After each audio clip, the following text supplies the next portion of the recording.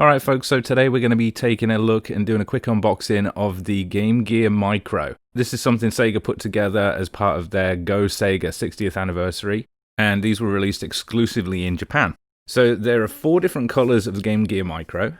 As you can see, there's black, blue, red, and yellow. Each one has 4 different games on it, and we'll go over those real quick as we open these up.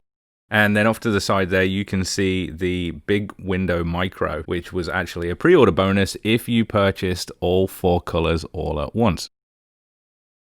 Alright, so let's start off with the black version. And obviously looking at the front of the box, you can see there Sonic front and center. The original 8-bit Sonic the Hedgehog from the Game Gear and Master System is the marquee title for this one. And you can also see Owl there from Puyo Puyo 2. So I quite like the artwork on this. It's quite bold and very 90s. So the top of the box has the same artwork on it. The side of the box is the same. And the bottom of the box just has some legal disclaimers. And then on the back of the box, we've got the original artwork from the Game Gear releases for the games that are actually on this console. So we've got the original Sonic the Hedgehog, Puyo Puyo 2, Outrun, and a game which I've never played before. I think this was a Japanese exclusive release, Royal Stone. So next up is the blue version. And again, we've got Sonic front and center there, this time with Tails, because the marquee title on this one is Sonic and Tails. So again, front of the box designed exactly the same as the black version, just with the blue console on it. Top of the box, same artwork as we got on the front. And the same for the sides. And then on the back, we've got a listing of the games that are on the blue version. So this one, like I just said, has Sonic and Tails, Gunstar Heroes, one of my personal favorites, Sylvan Tale, and Baku Baku Animal. Moving on to the red version. Now this one's the most interesting out of all 4 for me, because it's got a bunch of games that I've never heard of before, but obviously they must have been popular because they're the marquee titles. So this one has The Last Bible as their marquee title. I'll be completely honest with you, I don't know who any of the characters are, so I can't really speak to that, but the artwork does look quite nice on this. The top and sides of the box use the same art as the front of the box, same as the black and blue version. And again, on the bottom, there's just some disclaimers.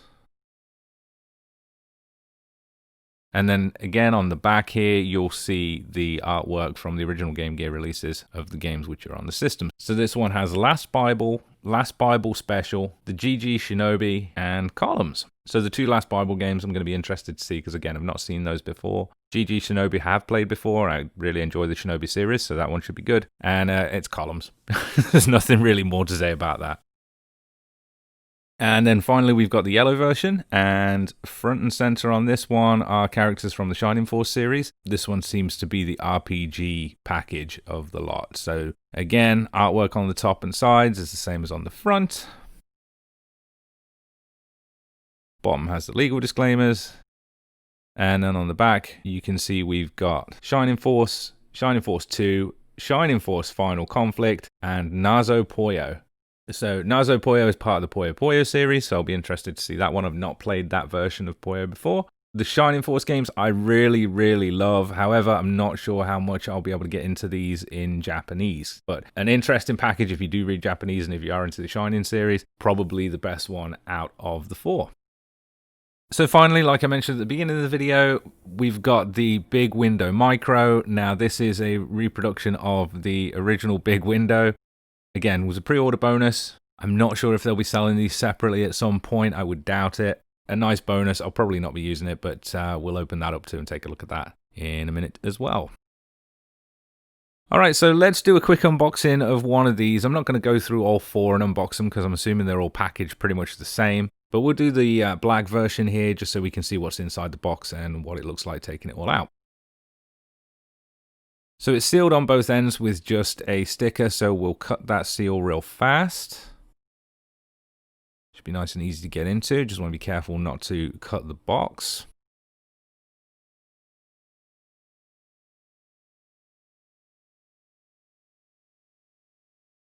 Looking down into the box, it looks like they're using the pressed cardboard type packaging, and if memory serves me right, this is exactly the same way that they packaged the original Game Gear, so that's kind of neat. And then on the top, it looks like we've got a little instruction manual here, so we'll look at that real quick. Get this out of the plastic bag.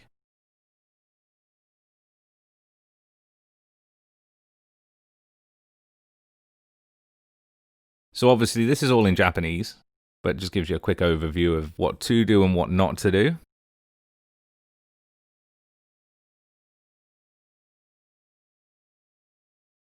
And it looks like they've brought back the old school infographics there, so that's kind of nice to see. They were in the original Game Gear instruction manuals. And then looking on the back, we've just got a quick overview how to put the batteries in and what the buttons do. Pretty straightforward, really.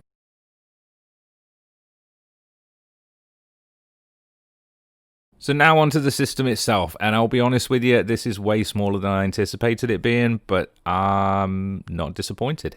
I'll be honest with you, I think this is really cool. So let's take a look at it in the tray real quick. Obviously you can see it's just in a plastic bag, so nothing particularly special for packaging. Pop this out and get it out of the plastic bag.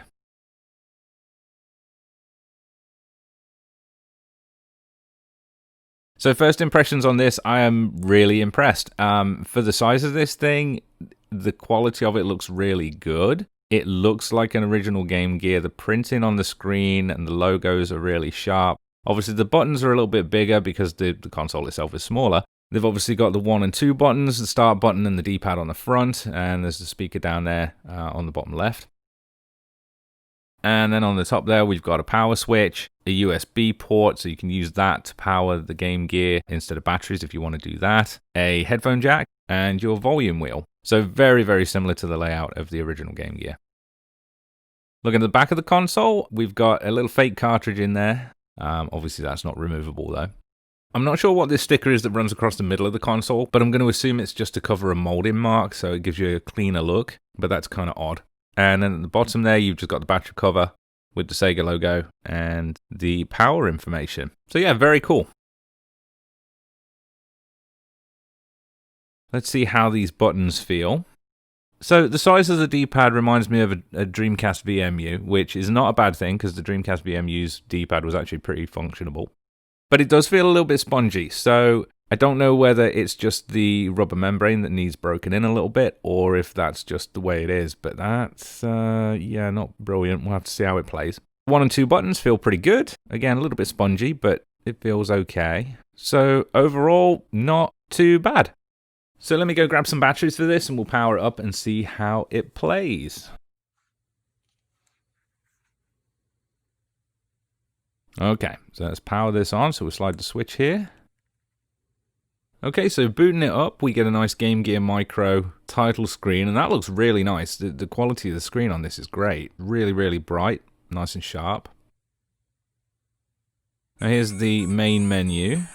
Obviously you can see the games that we've got on there, but first of all, we'll take a look at the settings here. This first one looks just like staff credits, so nothing spectacular there. The second one, that's all your legal information. Looks like what versions of software they're using. Third one is factory reset, and then obviously back to main menu. Now a nice little touch that they've added, similar to the Mega Drive Mini, if you hit the 1 button, it actually turns your games to the side so you can see spine view. So I feel like there may be an ability to add more games at some point. We'll see. But let's have a quick game of Outrun and see how playable this is.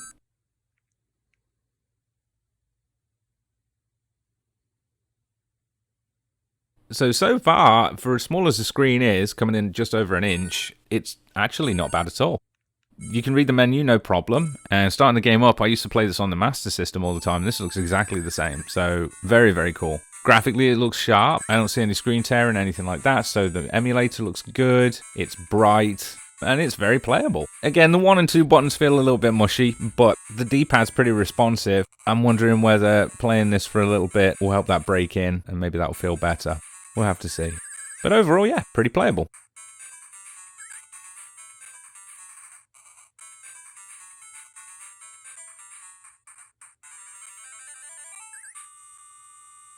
Alright, so let's have a look now at Sonic. Again, a game that I played on the Master System and absolutely loved. It's been a long time since I played this one, so it'll be nice to see again.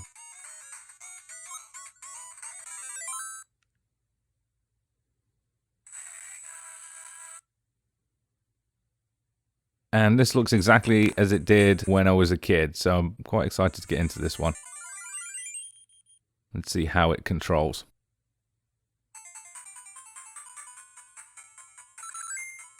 So as you can see, the screen moves nice and fast. It looks good. Again, no issues with screen tearing or really any kind of ghosting, anything like that on there. So this is actually quite nice. It is a little bit more difficult to play just because it is faster, but overall, very playable in short bursts, I would say. I wouldn't want to do this for a gaming marathon, but yeah, very cool. Sonic looks good.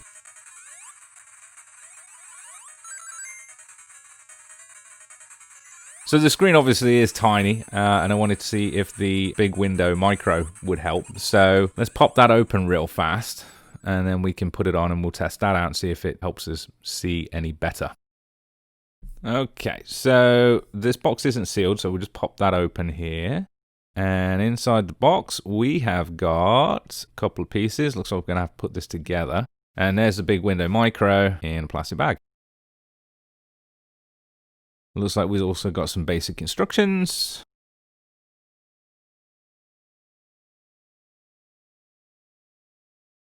And then to put this together, it looks like we just need to clip in the top and bottom bracket, so that's pretty straightforward.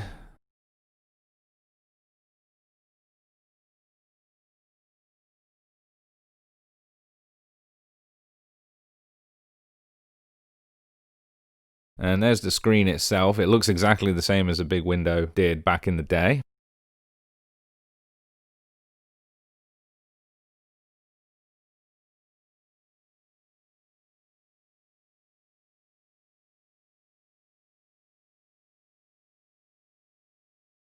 So we'll just clip the top and bottom brackets on.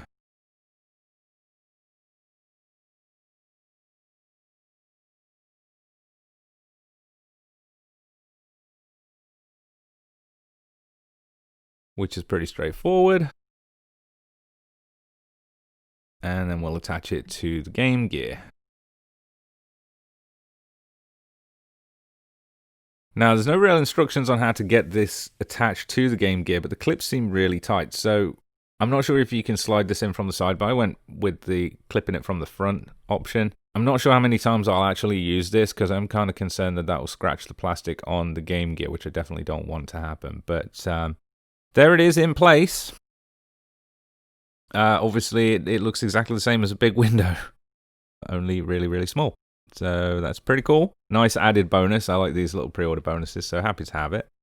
So now we've got that on there. Let's boot this back up again and see if it actually helps us see any better. So here we go on the boot screen, and you can see it. I mean, it does magnify it. It looks a little nicer, but the way that the big screen is kind of makes it a little bit blurry. I'm not sure if you can see that on the video. But we'll have a quick game of Puyo Puyo and see, because the screen obviously is tiny on this, and the little Puyos are going to be miniature.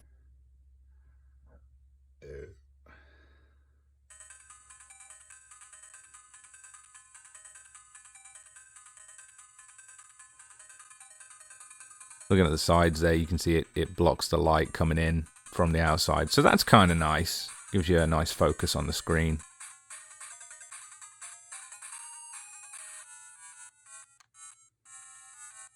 There we go. I haven't played this for years either. It's been a long time since I played Puyo Puyo 2.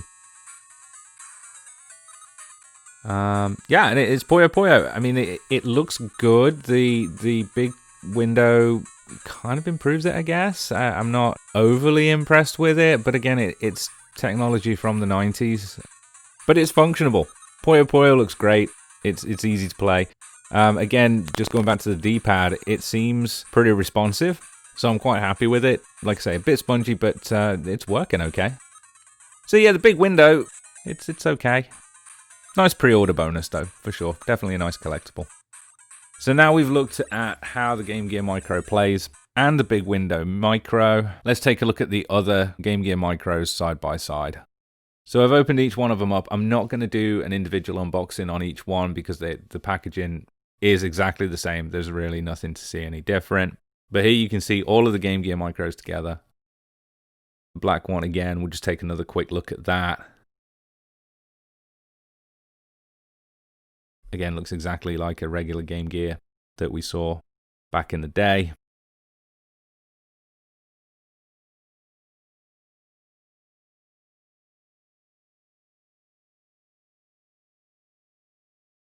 Next is the red one.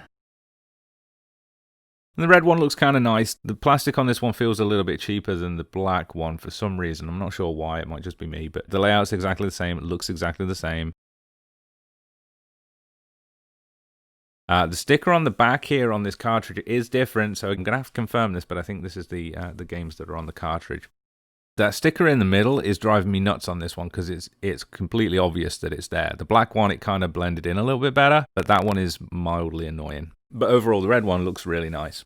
Next up is the yellow version, and the yellow version's nice. I do like this one. It's got a little bit of variety to it because it's got the green 1 and 2 buttons and the grey D-pad, so that makes it look a little bit different. The layout, though, again, is exactly the same. The sticker on the back there is not bothering me quite so much because it matches the console almost exactly.